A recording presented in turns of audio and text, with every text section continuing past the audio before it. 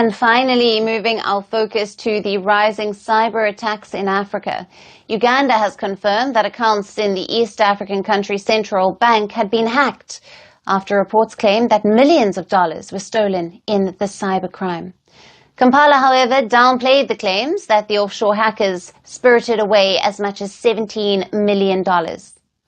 Last week, reports had emerged that a hacker group known as Waste, that is based in Southeast Asia, accessed the Bank of Uganda's IT systems and illicitly transferred 62 billion Ugandan shillings, or $17 million, earlier this month.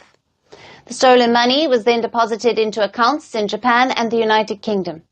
The reports prompted President Yoweri Museveni to order an investigation into the matter and criticism from the opposition of the state of affairs in the country. Now, addressing the Parliament about the incident after the opposition's demand for clarification, the Minister of State for Finance, Planning and Economic Development, Henry Musasizi, has said that it was true that the account was hacked, but not to the extent of what is being reported in the media. Musasizi has added that the police's Criminal Investigations Department and the Auditor General were probing the incident. He also said that he will present a report of the findings of the investigation in a month's time. Now, the local media reports suggest that there is a slight possibility that the act might have actually been an insider job that was as a result of a collusion between officials at the Bank of Uganda, the Ministry of Finance's Treasury Department, and the Accountant General's Office. But nothing has been confirmed yet. Cyber attacks have been on the rise in Africa as the continent has been undergoing a rapid digitization. Weak cybersecurity systems and minimal regulatory frameworks across the continent have left many countries vulnerable to significant cyber threats. Reports suggest that annual estimates place the cost of cybercrime in Africa anywhere between $4 billion and $10 billion. Countries such as Nigeria, Kenya, Uganda, Botswana, South Africa, Algeria, Tanzania, Madagascar, Chad, and Lesotho, among others, have been the most affected by cybercrimes and artificial intelligence-induced fraud that have created severe financial tolls.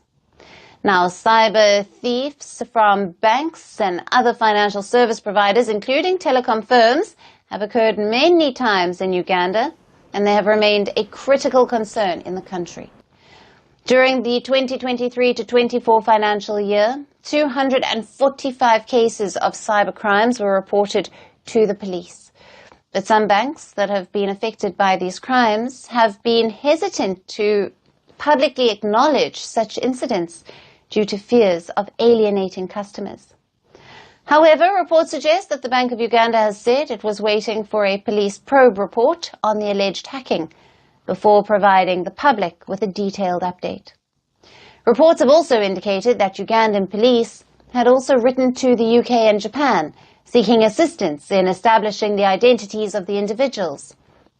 However, the Japanese bank, through which the transfer was made, rejected Uganda's request to freeze the transfer made in August.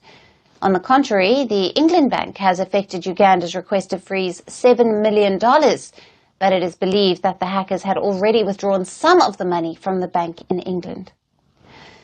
Now, while the probe is still underway and will be keenly watched by all, it raises several questions on the efficiency of security at the Bank of Uganda. Was the stealing of $17 million an insider job? How will the government be able to recover the lost money from the hackers? We will continue to get you updates on this here on First Post.